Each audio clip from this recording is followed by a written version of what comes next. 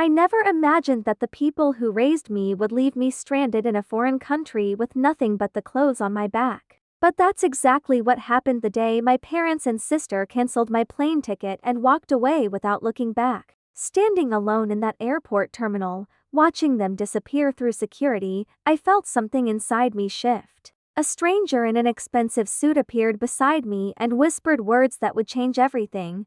Play along. My car's outside. Trust me, they're going to regret what they just did. My name is Maya Bennett and I'm 36 years old. What unfolded after that moment taught me lessons about family, loyalty, and survival that I never expected to learn.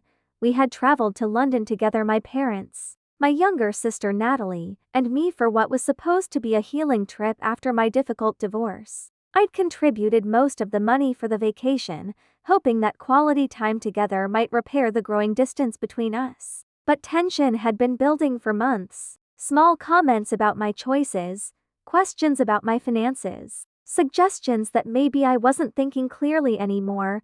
The explosion came at Heathrow Airport, right before our return flight. I'd told them I couldn't send more money home immediately. After years of covering their expenses, helping with bills, funding their lifestyle, I'd finally started focusing on rebuilding my own savings. The reaction was instant and vicious. "You're being selfish," my mother hissed, her face tight with anger. "Unstable," my father added coldly. "Ever since the divorce, you've been nothing but trouble." Natalie stood silent beside them, her eyes avoiding mine, the same sister who'd borrowed my phone earlier that day for photos, who'd insisted I let mom hold everyone's passports to make things easier at check-in. I didn't realize then that it was all coordinated. When they collected their boarding passes and headed toward security, I approached the counter expecting mine. The agent looked confused, tapping at her computer. "I'm sorry, ma'am, but your reservation has been cancelled. There's no ticket under your name." My stomach dropped. I spun around, searching the crowd for my family, but they'd already disappeared through the gates. No explanation. No goodbye. Just gone. I rushed to the airline desk, my voice rising with panic as I tried to explain. But without a phone to call anyone or a boarding pass to show, security approached, asking me to leave the restricted area. That's when I saw him, a man in his early 40s, immaculately dressed in a dark suit, watching the entire scene unfold with sharp, assessing eyes. He walked over calmly and leaned in close. "Pretend we're together," he said quietly. "My driver's waiting outside. Come with me, and I promise you'll be safe." In that moment, stranded and abandoned with nowhere else to turn, I made a choice. I took his hand and followed him out into the London evening. The car that pulled up was a sleek black sedan, the kind that screamed wealth and power. I slid into the back seat beside the stranger, my heart still racing as the city lights blurred past the tinted windows. He sat composed, hands folded in his lap, giving me space to catch my breath before finally speaking. "I'm Daniel Cross," he said, his voice smooth and American. "I own a development firm based in Boston. 43 years old, widowed 2 years ago, and currently dealing with family problems of my own." I gripped my small bag tighter. "Maya Bennett, 36, recently divorced, and apparently just abandoned by my entire family."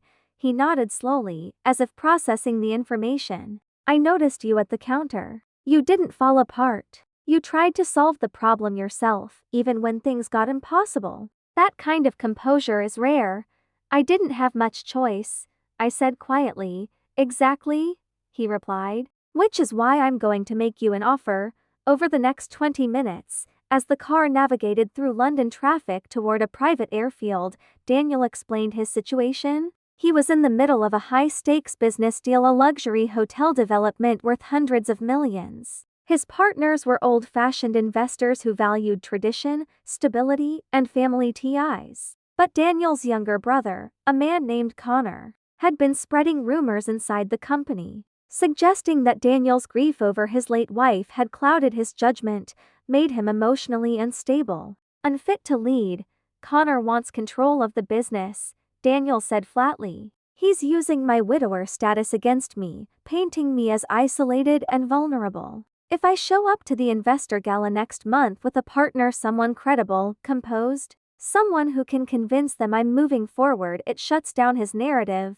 I stared at him, trying to process the audacity of what he was suggesting. You want me to pretend to be your girlfriend? Wife, actually, he corrected. It's more believable. And in return, I'll get you back to the States tonight, provide secure housing, give you $50,000 in cash, and help you figure out what your family is really planning. Because that wasn't just a fight, Maya. That was calculated. The number hit me hard. $50,000 was more than I'd saved in years. But more than the money, it was the promise of protection, of answers, of not being completely alone in a crisis I didn't fully understand yet. What's the catch? I asked carefully. The catch is that we both need this, Daniel said. I need stability. You need safety and resources. We help each other for a few weeks, and then we go our separate ways. Clean exit, no strings. I thought about my family walking away without a backward glance. I thought about the years I'd spent putting their needs before my own, always being the reliable one, the one who sacrificed. And I thought about what it might feel like to finally take control of my own life. One condition, I said firmly. I keep my identity protected. No real personal details made public unless I agree. And I get final approval on any story we tell about us. Daniel extended his hand. Deal? We shook on it as the car pulled onto the private airfield where a jet waited, engines warming under the floodlights. The flight back to Boston was surreal. The cabin was all leather and polished wood, quiet except for the hum of the engines. Daniel worked on his laptop while I stared out the window at the dark Atlantic below, trying to piece together what had just happened to my life. When we landed before dawn, another car met us on the tarmac and drove straight into the city. Daniel's home was a penthouse in the financial district, floor-to-ceiling windows overlooking the harbor, modern furniture, everything sleek and minimalist. His housekeeper, a kind woman named Rosa, showed me to a guest suite that felt more luxurious than anywhere I'd ever stayed. Get some rest, Daniel said before disappearing into his own room. We'll talk more in the morning, but I couldn't sleep. I sat on the edge of the bed with the new phone Daniel had given me, scrolling through contacts until I found the one person I trusted completely, my cousin Leila, who'd always been more like a sister than Natalie ever was. She answered immediately, her voice tight with worry. Maya, oh my God, where are you? Your parents have been calling everyone. I'm safe, I said quickly. I'm in Boston. What did they tell you? Leila hesitated. They said you had some kind of breakdown at the airport, that the stress from the divorce finally caught up with you, that you were acting paranoid and erratic, and then you just vanished. They're worried you might hurt yourself or do something reckless with money. My blood ran cold. That's not what happened. They left me there on purpose. I believe you, Leila said softly. But Maya, there's more. Your mom mentioned getting legal help to protect you from yourself. Something about filing paperwork to take control of your finances temporarily. They're zeroing in on the townhouse, the one Grandma left you. The townhouse. My inheritance. The only real asset I had left after the divorce, worth over $1 million in Boston's market. My grandparents had left it specifically to me in their will, knowing how hard I'd worked, how much I'd struggled. They're trying to take it, I whispered, from what I overheard. Yes, Leila confirmed. They're gathering evidence, old emails where you vented about the divorce, maybe some missed appointments. In Massachusetts, if they can show you're incapable of managing your own affairs, a judge can appoint a guardian temporarily. I stood up, pacing the unfamiliar room, my mind racing. Can you forward me anything they've sent you? Any documents, emails, anything? Already sending them now, Leila said, and my phone buzzed with incoming messages. I scanned through them quickly, my anger building with every word. They weren't worried about me. They were positioning themselves as concerned family members so they could seize control of the one thing I had left. After I hung up with Leila, I walked downstairs to find Daniel. He was in a home office, working through papers even though the sun was barely up. I knocked on the doorframe. We need to talk, I said, stepping inside. He looked up, setting his work aside. What's wrong? I showed him the messages Leila had forwarded. My family isn't just upset. They're building a legal case to take control of my finances. They're using my divorce stress as proof that I'm incompetent to manage my own property, especially the townhouse my grandparents left me.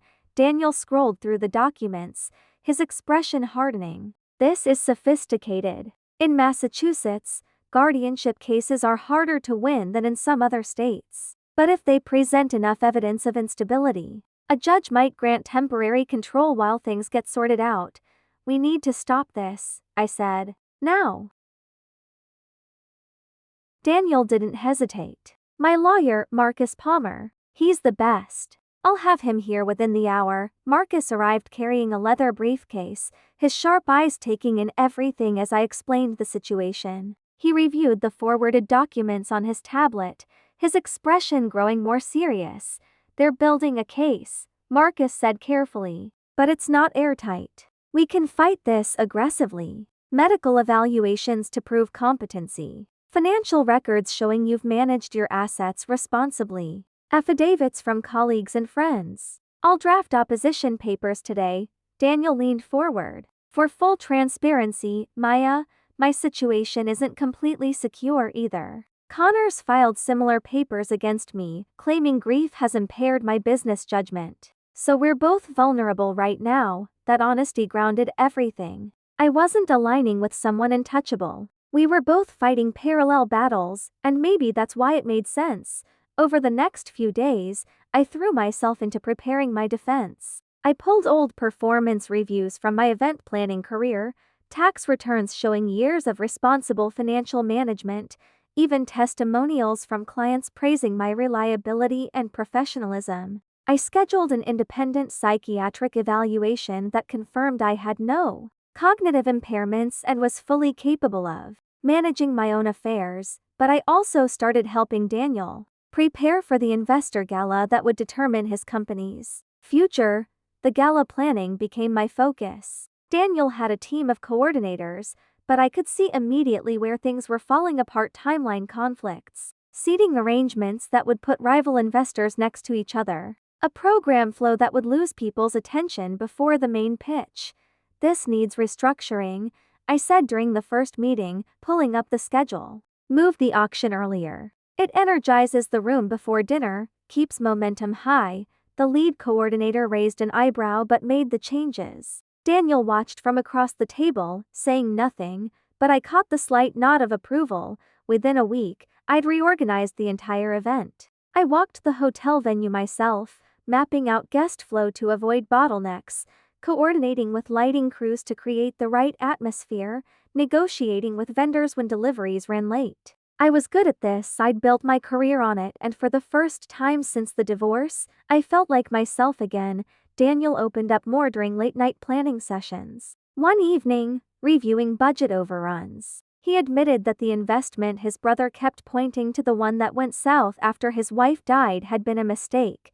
Connor's right that grief affected my judgment, Daniel said quietly. I rushed the deal because staying busy felt better than sitting in an empty house. But he's wrong about my ability to recover and lead, then show recovery, I said, leaning forward. Pull the projections for the next quarter. Highlight the corrections you've already made. Turn the narrative from failure to resilience.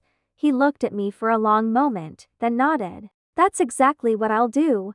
We rehearsed our public story until it felt natural. We'd met at a real estate conference in Seattle 3 years ago. I was handling event logistics. He complained about the terrible coffee. We bonded over shared horror stories about bad catering and kept in touch. After his wife passed and my divorce finalized, we reconnected, finding comfort in someone who understood loss. Too scripted, I said after one rehearsal. Make it warmer. Add the detail about you spilling coffee on my notes. It makes it human. Daniel tried it again, and this time it landed perfectly. The night before the gala, I ran a final walkthrough at the venue, every detail aligned, every contingency planned. Back at the penthouse, I tried on the gown Rosa had helped me select, a deep emerald silk that fit like it was made for me.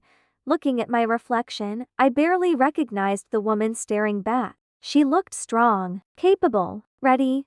The gala itself was flawless. We arrived together, Daniel's hand at my back, cameras flashing as we moved through the entrance. The ballroom glittered with chandeliers and champagne. Guests in tuxedos and evening gowns filling the space with laughter and conversation. Midway through the cocktail hour, Daniel's phone buzzed with an alert from his PR team. A business blog had just published an article questioning his stability, citing the failed investment and anonymous sources inside the company claiming he was still emotionally compromised. We both knew who the source was. Connor. The prepared statement went out immediately, a firm denial backed by strong financial projections and testimonials from the board. But damage lingered. One key investor, a conservative man named Harrison Webb, pulled back visibly when Daniel approached him about finalizing the development deal. I watched from across the room, reading Harrison's body language, arms crossed, eyes avoiding direct contact, polite but distant. I excused myself from a conversation with donors and made my way over.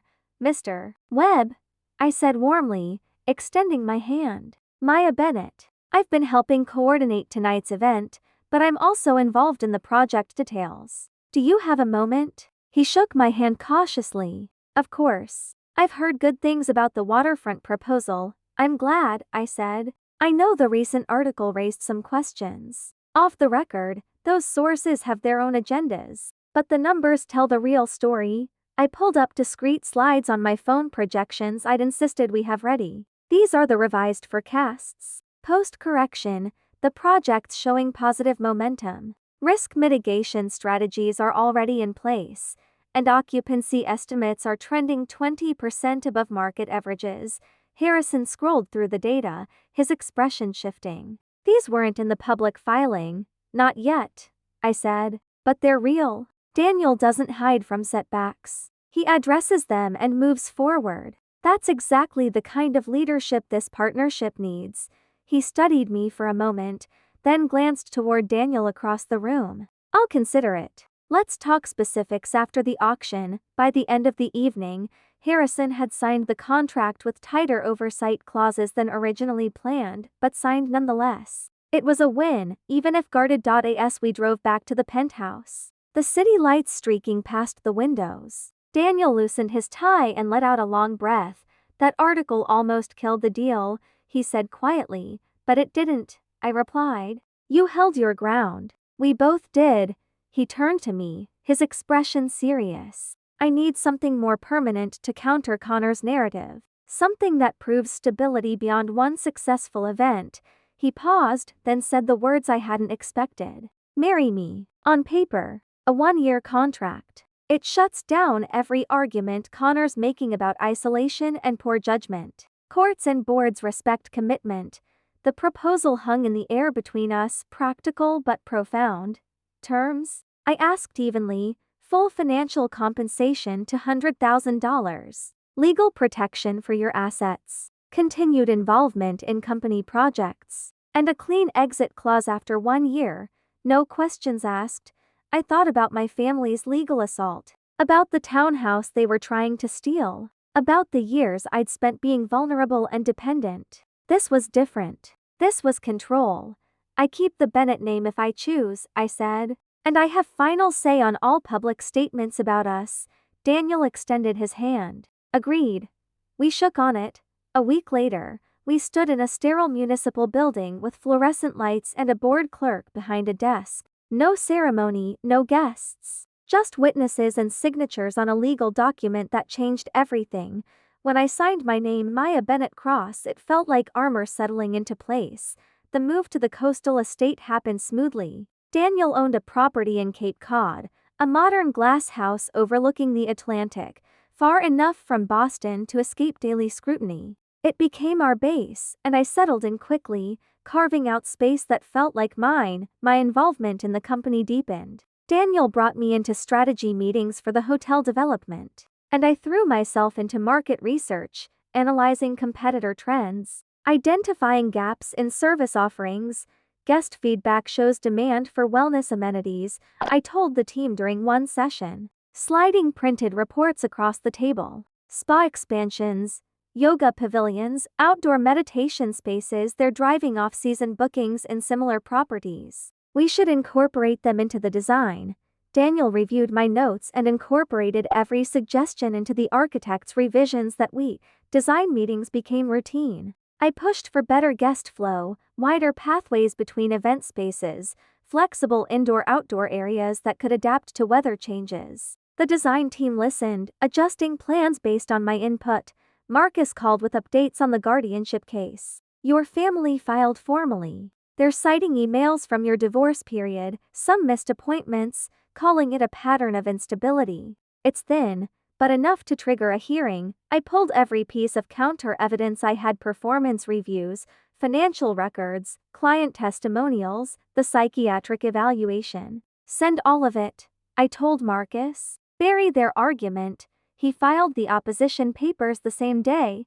Daniel faced his own escalation. Connor submitted formal claims of incapacity, pointing to the same investment mistakes, the gala rumors. Everything he could twist. Late nights became our routine, documents spread across the dining table, coffee going cold as we worked through legal strategies. Grief hit hard, Daniel admitted one night, exhaustion clear in his voice. I rushed that deal because staying busy felt better than facing the emptiness. Connor's not wrong about that. Then reframe it, I said, pushing a timeline toward him. Show the recovery. Highlight the safeguards you've built into new contracts. Turn it into a story of resilience, not weakness. He implemented every suggestion, strengthening his defense.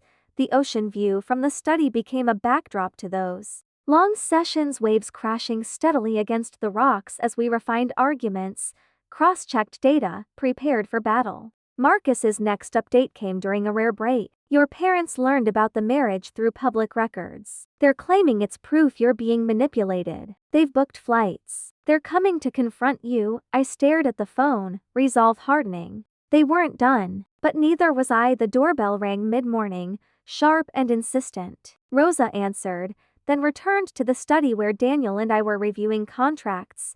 Your family, she said quietly.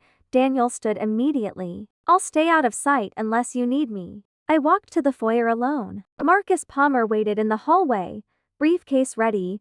Robert Bennett stepped inside first, followed by my mother Linda, and then Natalie, her eyes downcast, unable to meet my gaze. No warmth, no greeting, just cold, hard tension. You've gone too far, my father said, his voice low and controlled. Marrying a stranger, hiding out here like you're better than us. We came to bring you home, my mother added. Your mental health is fragile, Maya. We're trying to help. I stood my ground, arms crossed. Help by filing for guardianship? That's what this is really about. My father's jaw tightened. You disappeared in London. Refused contact. We had to protect your assets. The townhouse, I said flatly. The one Grandma left me. That's what you're after. My mother's face flushed. You're being manipulated by this man. He's using you for his own problems. No, I said evenly. You're the ones trying to control my inheritance. You orchestrated everything in London, took my phone, kept my passport, cancelled my ticket. Also, you could push this guardianship quietly. Natalie finally spoke, her voice small. We didn't mean for it to go this far. I turned to her. You borrowed my phone for photos. Mom held everyone's passports. You walked away without a word. That was deliberate. Her eyes filled with tears. Dad said it was the only way to make you see reason. I shook my head slowly. You let them use you. Again.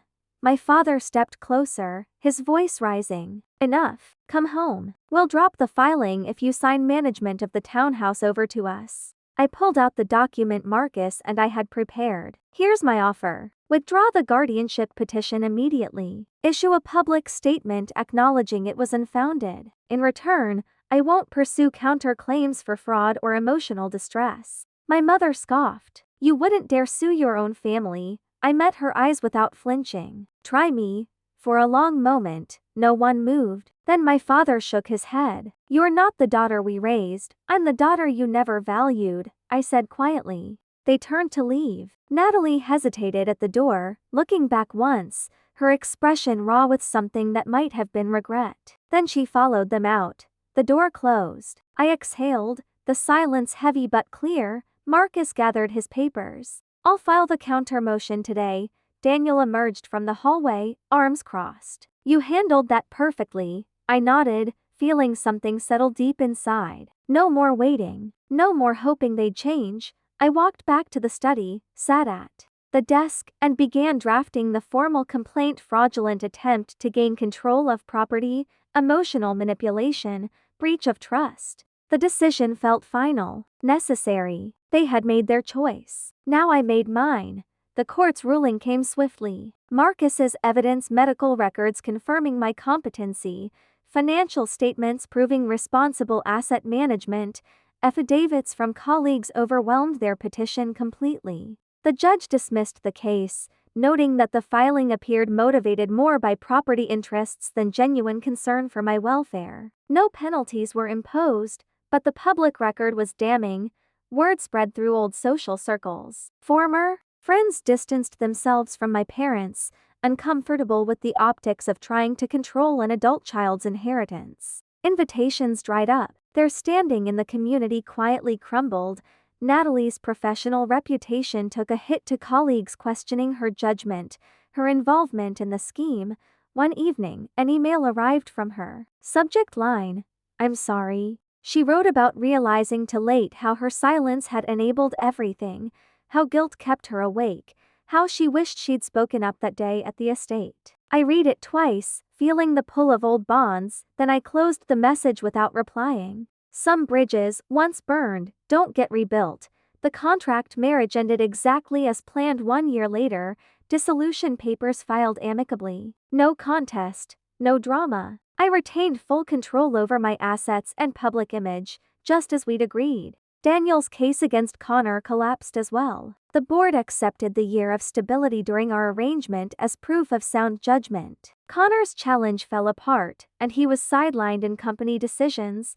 We parted as allies turned friends. Mutual respect intact, occasional check-ins about projects, but separate lives moving forward. I poured everything into launching my own event planning firm. Starting small with referrals from gala contacts, momentum built quickly. Corporate launches, nonprofit fundraisers, high-profile weddings bookings filled the calendar within months. The townhouse became dual-purpose, sleek office space downstairs, private living quarters above. I renovated it to reflect my taste: open layouts, warm tones, huge windows flooding every room with light. Success felt earned, not given. Daniel visited once to consult on a company retreat I was organizing. We walked the beach afterward, conversation easy and comfortable. "You built something solid," he said. "So did you," I replied. And no romance lingered between us, just appreciation for shared survival. Years passed. The firm grew into one of the most sought-after planning companies in New England. I hired a small team, expanded services, took on projects that challenged and excited me. My parents and Natalie faded into the background, occasional mentions from distant relatives, but no direct contact. I built a life surrounded by people who chose respect over obligation, who valued honesty over control. One evening, standing on the terrace of the townhouse I'd fought so hard to keep, I watched the city lights flicker on below. The ocean breeze carried the scent of salt and possibility. Family trust can fracture beyond repair. I'd learned that the hard way. But self-worth doesn't depend on bloodlines or inherited loyalty. Cutting ties wasn't loss, it was liberation. The freedom to define my own value, to chase ambitions without apology, to surround myself with people who respected me. That was the real inheritance. Not property or money, but the knowledge of when to walk away and the strength to build something better on the other side.